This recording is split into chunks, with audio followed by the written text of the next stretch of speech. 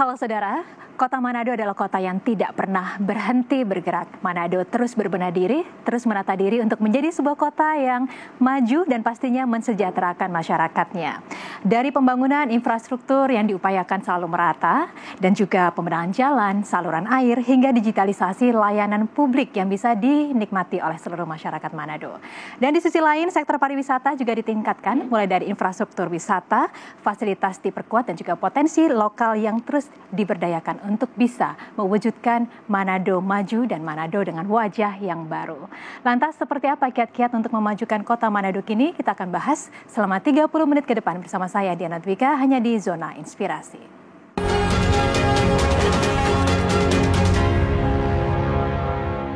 Baik, untuk membahasnya saat ini di studio Kompas TV sudah hadir Wali Kota Manado, Bapak Andreu Angau. Bapak, terima kasih banyak sudah hadir di Kompas TV, baru landing ya Pak ya di Jakarta, langsung hadir di sini. Kita pastinya ingin menantikan nih, ini visi misi Bapak untuk bisa kembali memajukan Kota Manado seperti apa nih Pak? Kalau kita mengetahui Bapak ingin sekali ya terus meningkatkan infrastruktur dasarnya begitu untuk pembangunan yang berkelanjutan. Seperti apa Pak kiatnya?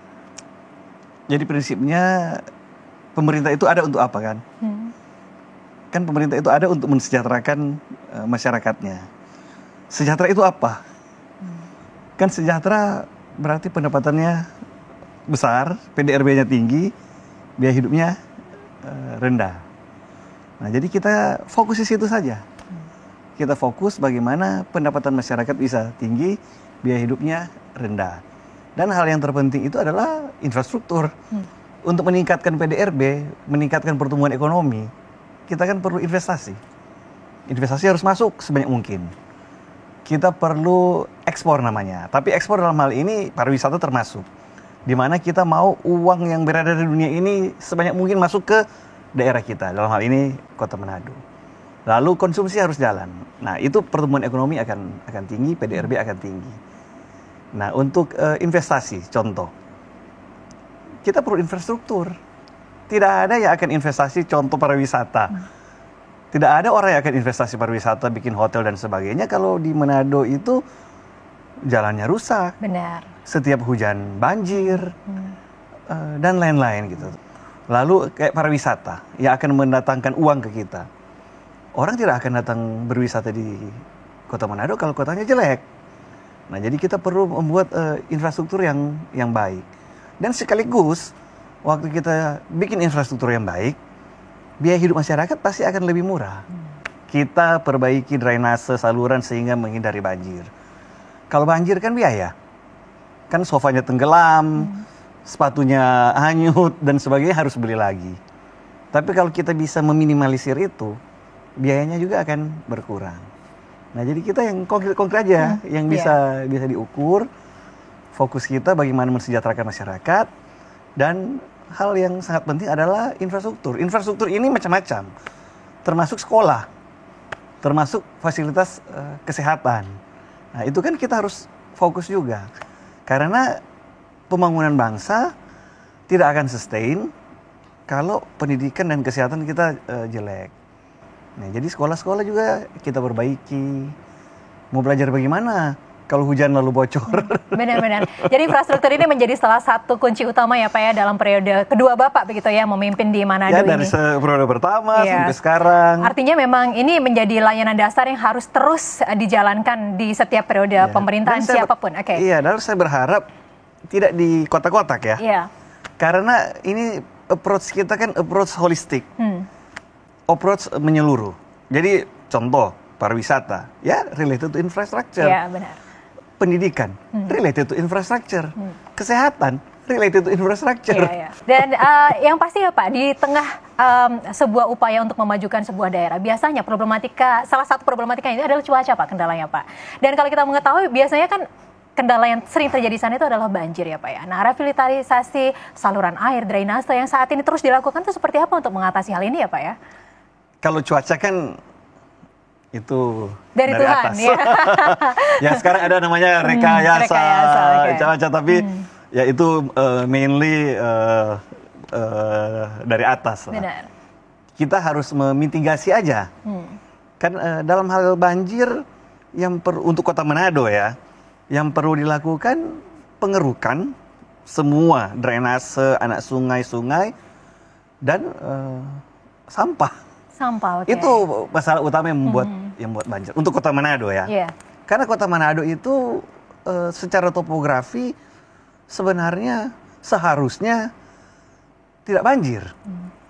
Karena secara topografi dia agak langsung tinggi. turun sampai ke laut itu. Tidak landai, tidak di. Jadi secara topografi harusnya masalah banjir harusnya minimal lah di Kota Manado. Jadi yang harus kita benahi mengeruk sedimen-sedimen baik di saluran, di anak sungai maupun di sungai, dan mengelola mengenai sampah yang masyarakat biasanya membuang sampah secara tidak pada tempatnya yang membuat dia masuk ke saluran, anak sungai dan sungai yang membuat clogging dan terjadi banjir. Ya, artinya memang dibutuhkan kesadaran dari masyarakat juga ya Pak ya. Kalau pemerintahnya sudah proaktif seperti itu untuk mitigasi bencana banjir, salah satunya masyarakat juga harus aktif untuk membuang sampah pada tempatnya begitu ya. Oh iya, harus sama-sama. Harus sama-sama, pemerintah dan masyarakat harus sama-sama. Pak, bagaimana upaya untuk bisa menjadikan Manado ini sebagai smart city, Pak? Kita harus tahu setiap warga yang ada di kita. Supaya kan kita bisa memberikan treatment yang tepat. Oke. Contoh masalah-masalah sosial, kita harus tahu siapa yang membutuhkan. Jangan tidak tepat sasaran, kan hal seperti itu. Jadi untuk kita pendataan lah, smart city kita ke arah pendataan, digitalisasi. Kalau infrastruktur Kota Manado sudah cukup. Maksudnya untuk infrastruktur layanan digital sudah cukup. Manado ini second gateway dari Indonesia. Jadi koneksi kita keluar itu, Manado ini second gateway.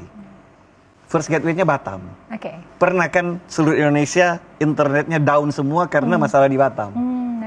Nah sekarang Manado jadi second gateway. Jadi kemungkinan untuk down seperti yang lalu itu karena ada second gateway Manado, kemungkinannya terminimalisir. Jadi secara kapasitas untuk infrastruktur digital Manado sudah cukup lah. Nah jadi dari pemerintah kita pakai kan yang kita perlu, yang kita perlu untuk menganalisa, untuk membuat keputusan yang tepat. Benar. Bukan untuk show off kan? Benar. Bukan untuk show off kasih lihat dan sebagainya. Yeah. Kita perlu contoh CCTV. CCTV banyak-banyak, tidak ada yang analisa, mubazir. Nah kita perlu CCTV yang tepat guna, yang kita pengennya apa. Nah, dengan sekarang ada AI, ya kita mencoba mensinkronkan. Jadi bagaimana kita CCTV kita mau coba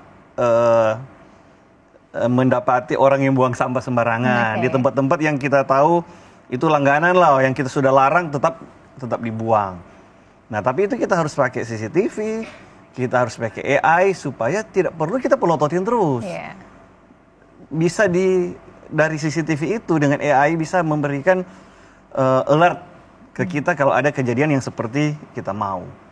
Nah, dengan begitu mungkin kita bisa pakai face recognition, kita nggak terlalu susah mencari pelaku-pelaku itu, termasuk tindak kriminal ya. Pak Wali, kalau kita berbicara tentang Manado itu nggak afdol kalau kita nggak ngomongin wisatanya nih Pak ya. Iya. Boleh ya kita akan bahas tentang wisata di Kota Manado. Boleh. Dan pemirsa jangan kemana-mana karena kami akan kembali sesaat lagi, tetaplah bersama kami.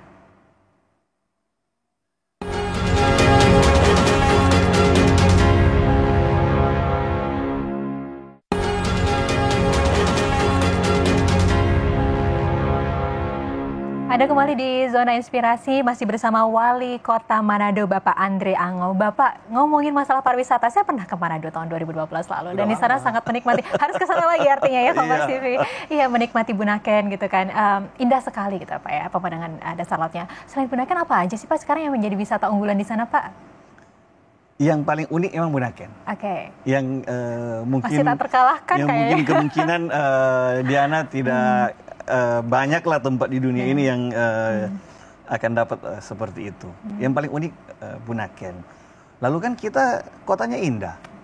Kita membuat destinasi-destinasi, tapi ya yang menciptakan crowd lah gitu, mengandalkan view, wisata alamnya, dan ya tentu masyarakatnya lah ya. Kan wisata itu experience, Iya. mengexperience suasana, bukan hanya foto di objek wisatanya. Benar. Dengan era AI sekarang, era teknologi sekarang, kalau cuma foto bisa diedit. Iya, benar-benar Pak. Tapi bagaimana kita experience? Jadi kulinernya, kita berinteraksi dengan masyarakatnya. Dan untuk Kota Manado, saya sih cuman mendengar ya. Saya kan memang lahir besar di Kota Manado. Tapi dari teman-teman yang dari luar, mereka cukup mengapresiasi masyarakat Kota Manado yang ramah dan welcome. Kulinernya enak-enak Pak. Kulinernya juga. Nah, lalu Kota Manado itu kan dikelilingi oleh daerah sekitar. Minahasa, Tomohon, Minahasa Utara. Dan di mereka itu banyak juga tempat destinasi wisata. Dan kita ini satu kesatuan. Oke. Orang yang datang ke Manado, kemungkinan besar mereka ke daerah ke Minahasa Utara, Minahasa, Tomohon. Orang yang ke daerah Minahasa, Tomohon, Minahasa Utara, mereka pasti ke Sekalian Manado. ke Manado. Oke. Jadi ini kita satu kesatuan. Ya, kalau di Manado sendiri memang sangat terkenal dengan pesona bahari dan juga wisata religinya ya Pak ya. Ini satu hal lagi Pak, yang ini rencananya katanya akan ada pasar wisata Bunaken ya. Bisa dikasih gambaran ini seperti apa? Pasar wisata Bunaken di sana Pak? Pasar wisata Bunaken itu udah ada. Oke. Nah, itu program dari Kementerian Perdagangan. Jadi sebelum COVID, Manado itu menerima sekitar 200.000 turis. 200.000 turis per tahun ya. Bali sekitar 5-6 juta lah. Nah. Tapi Manado 200.000 itu turis China per tahun. Dan secara growth itu cukup tinggi karena dari sebelumnya cuma sekitar 15.000. Oke. Dari 15.000 dalam waktu sekitar 2 tahun, 3 tahun dia naik sampai 200.000. Nah, jadi dari Kementerian Perdagangan mempunyai konsep pasar wisata. Jadi itu konsepnya di mana turisnya datang ke situ, dia bisa berbelanja souvenir, barang-barang UMKM yang dari warga Manado dan sekitarnya, dan dia bisa spend di situ. Nah, itu konsep dari konsep besarnya. Sekarang memang belum maksimal jalannya karena turis yang balik belum seperti saat sebelum pandemi. COVID. Nah, jadi kita harus kerja keras ini mendatangkan turis, tapi sudah mulai penerbangan dari China udah ada beberapa, ada yang komersil, ada yang charter. Kita mulai Oktober ini akan ada penerbangan charter dari Korea yang membawa turis juga. Nah, dengan semakin banyak itu, kita akan bawa mereka di pasar wisata itu, dan di situ ada UMKM kita yang akan jualan. Kita harus membuat wisatawan itu spend dengan bukan dipaksa, tapi kita menyodorkan servis yang baik, kita menyodorkan produk macam-macam supaya dia spend. Kalau dia datang lalu nggak ada produk yang unik, yang baik yang kita tawarkan, ya dia nggak spend, kita rugi. Nah, jadi itulah konsep pasar wisata. Bagaimana wisatawan datang, dia bisa berbelanja produk UMKM dari masyarakat Manado dan sekitarnya di situ. Lantas seperti apa bentuk pendampingan untuk bisa menggait potensi-potensi lokal UMKM di sana supaya akhirnya bukan hanya wisatanya nih Pak yang bertaraf internasional atau dunia, tapi juga UMKM-nya di sana tadi Pak? Kita memberikan pelatihan, kita bikin IKM Center, yang kita menyediakan kalau mereka mau beli sendiri-sendiri mesin-mesin itu mungkin tidak ekonomis ya, tapi jadi kita sediakan dan mereka bisa datang difasilitasi ya Pak ya? Ada di IKM Center kita. Oke, jadi ada pelatihan, bahkan bukan hanya pelatihannya saja, alat-alatnya juga bahkan disediakan gitu ya Pak, sehingga UKM-UKM itu bisa naik kelas begitu ya, bisa bertaraf internasional seperti itu. Packaging mereka baik, kualitas dari produk mereka baik, supaya menarik untuk dibeli kan? Iya, artinya memang ketika kita kan mencoba untuk menarik kembali ya Pak ya, wisatawan yang sebelum pandemi dulu banyak membanjiri Manado begitu ya. Artinya memang tadi seperti yang Bapak sampaikan, infrastruktur wisata sudah diperbaiki. Fasilitas-fasilitas juga pastinya harus ditingkatkan ya Pak ya di sana, fasilitas wisata. Seperti apa Pak yang menjadi target Bapak sejauh ini? Apa ada tantangan tertentu nggak Pak untuk sektor pariwisatanya? Ya, tantangan-tantangan pasti ada lah ya.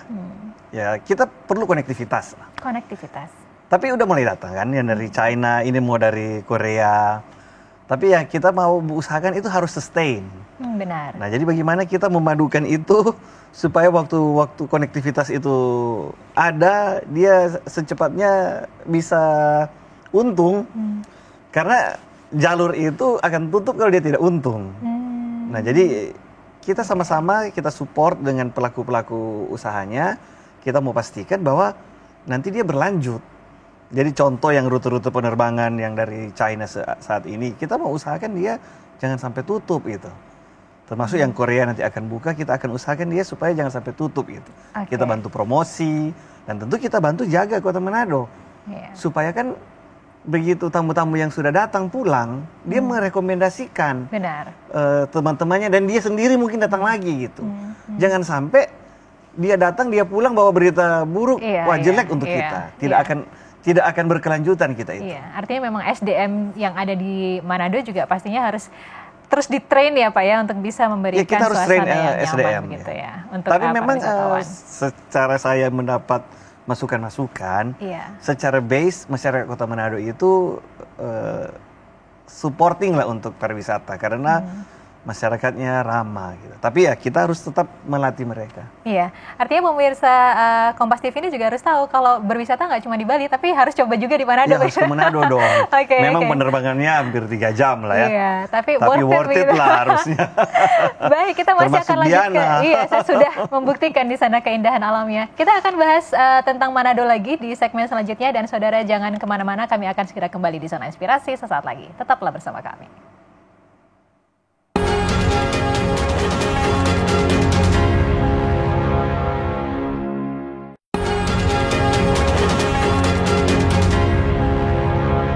Masih di Zona Inspirasi, Manado Maju dan Sejahtera bersama Wali Kota Manado, Bapak Andre Ango.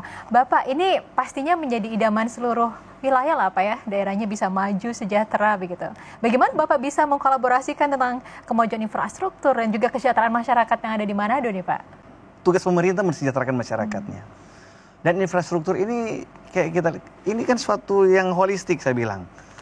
Jadi infrastruktur ini harus mensejahterakan.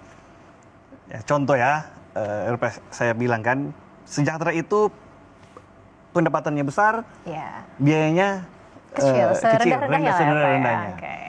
Infrastruktur itu salah satu angkutan publik lah, contoh. Di Jakarta, dari Duku Atas ke Lenteng Agung, itu 3.000 loh. Di Surabaya, Trans Surabaya itu yang pakai bus semua, dia sekali bayar 5.000, dalam 2 jam dia bisa kemana saja. Di Manado sekarang ini satu rute angkot itu 6.000.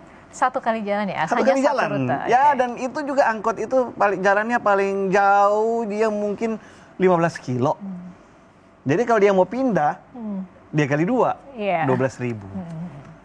Jadi dengan biaya seperti itu, pasti masyarakat Kota Manado lebih kurang sejahtera daripada di Jakarta dan Surabaya. Sebagai pemerintah, kita harus berusaha bagaimana biayanya ini kan turun gitu, supaya dia lebih sejahtera. Jadi infrastruktur itu sangat penting untuk contoh tadi, mobilisasi warga kita harus perhitungkan bagaimana supaya lebih murah. Air bersih, kita harus pikirkan bagaimana supaya masyarakat terlayani dengan baik dan bisa lebih murah. Kan kalau dia harus bor sendiri kan, dia harus beli investasi. Lalu dia harus bayar listriknya. Belum kalau rusak dan sebagainya. Jadi kita harus bikin infrastruktur yang baik. Termasuk infrastruktur kesehatan juga ya Pak ya, pastinya ya. Infrastruktur kesehatan sudah termasuk infrastruktur kesehatan. Karena kan kita masyarakat harus sehat untuk berproduksi. Untuk bisa produktif, benar. Nggak mungkin dia berproduksi secara maksimal kalau dia sakit-sakitan.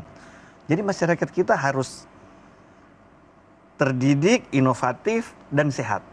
Agar supaya kita bisa bersaing dengan daerah lain dan negara lain dalam hal mensejahterakan masyarakat. Pak, yang menarik sekali nih Pak, ya, ketika kita berbicara dengan tantangan global yang ada saat ini ya Pak, ini menjadi tantangan di seluruh dunia begitu ya Pak ya, dengan ekonomi yang saat ini kacau kondisi geopolitiknya seperti ini kan menjadi tantangan buat Bapak juga sebagai pemerintah di daerah. Ini langkah-langkah yang Bapak lakukan seperti apa Pak supaya pembangunan ini bisa berkelanjutan nih Pak? Di balik tantangan ada peluang kan? Benar. Nah bagaimana jadi Bapak kan bisa kita selalu harus lihat peluangnya. Jadi ya untuk kita sih buka konektivitas ya. Manado perlu membuka konektivitas. Manado ini dalam jarak yang maksimal sekitar 5 jam penerbangan udara, kita mencapai ekonomi yang besar di dunia. China itu yang kedua terbesar di dunia ekonominya. Itu dalam jarak terbang 3 jam sampai 5 jam. Manado Beijing kira-kira 5 jam. Manado Guangzhou 3 jam setengah. Manado Jakarta 3 jam. Iya. Dan ini yang ekonominya besar. Nah jadi kita harus berusaha agar supaya uang yang beredar di sana bisa kita tarik, bisa ketarik sih kemana untuk mensejahterakan masyarakat kita. Nah itu yang harus kita lakukan. Sebelum COVID, setiap tahun 200 juta warga China itu ke luar negeri. 200.000 ke Manado. Itu berarti 0,1%. Jadi kalau kita bisa mencuil 1% aja, 2 juta itu. Itu China aja, belum Jepang, belum Korea Selatan. Iya. Menarik sekali bagaimana Bapak bisa jeli melihat itu ya Pak di tengah kondisi tantangan global yang saat ini sangat sulit begitu ya Pak ya. Artinya memang ya seperti itulah pemerintah memang harus begitu jeli dalam situasi yang sangat sulit dengan kondisi geopolitik dan juga ekonomi di dunia saat ini. Lalu apa yang menjadi harapan Bapak dan atau ajakan apa yang ingin Bapak sampaikan kepada masyarakat Manado Bapak? Untuk masyarakat Manado, pertama saya berharap jaga kota Manado. Jaga kota Manado. Kebersihan, keamanan, kenyamanan, fasilitas publik yang sudah dibuat pemerintah dijaga. Lalu kerja keras. Ekonominya besar, kalau masyarakat tidak kerja, dia tidak akan dapat juga bagian dari situ. Nah, nanti akan ada pendatang-pendatang yang akan datang, tapi mereka bekerja kan, kita menerima. Kan legal, yang penting legal kan, datang, mereka bekerja, meningkatkan juga pertumbuhan ekonomi. Jadi etos kerja itu harus tinggi. Dan kalau sudah sukses, jangan pindah Jakarta. Harus stay di Manado. Kita harus berusaha. Saya berharap, saya bermimpi contoh kota Manado itu harus host menjadi tuan rumah, menjadi base dari perusahaan-perusahaan yang skala nasional. Ya, even internasional lagi saya mau ya. Ya, siapa tahu Kompas mau pindah base di Manado, Diana, gitu ya, supaya Diana tinggal di Manado. Belanjanya di Manado Town Square, bukan di Senayan City gitu. Karena dan itu saya berharap dukungan dari pemerintah pusat lah ya. Karena sekarang kan contoh, large tax office itu di Jakarta. Jadi perusahaan itu kalau dia jadi besar dengan omset tertentu, keuntungan tertentu, kantor pajaknya dia lapor ke Jakarta. Jadi dia akan cenderung memindahkan headquarternya ke Jakarta. Jadi harusnya saya berharap pemerintah memberikan insentif perusahaan-perusahaan yang sekarang ngumpul di Jakarta itu bisa diberikan mungkin tax insentif supaya headquarternya menyebar di seluruh Indonesia. Ya saya berharap kebanyakan ke Manado lah ya. Iya, gitu. benar. Supaya direkturnya tinggal di Manado. Direkturnya belanja di Manado. Kalau sekarang kan kepala cabangnya yang belanja di Manado. Lalu sama karyawannya yang mungkin gaji UMP yang belanja di Manado. Direksinya belanja di Jakarta. Nah, saya berharap itu etos kerja yang tinggi, dan kalau sudah sukses tetap stay di Manado. Makanya saya harus membuat kota Manado indah, nyaman, supaya masyarakat stay di Manado. Dan itu menjadi janji Bapak ya, Manado akan menjadi kota yang maju dan sejahtera, dan jangan khawatir investasi diharapkan bisa datang ke sana karena Bapak akan memfasilitasi ya Pak ya, dengan infrastruktur yang mendukung untuk jalan investasi, dan juga pastinya nanti untuk perizinan akan dipermudah ya Pak ya, supaya nanti kota Manado akan kaya akan investasi begitu. Bapak Wali Kota Manado, Bapak Andre Ango, terima kasih banyak sudah berbagi di Zona Inspirasi. Sukses dan sehat selalu ya Bapak. Terima kasih, sama-sama Diana. Dan saudara, demikian Zona Inspirasi kita pada kali ini. Semoga informasi ini membawa manfaat untuk Anda. Saya Diana Twika undur diri. Terima kasih. Sampai jumpa.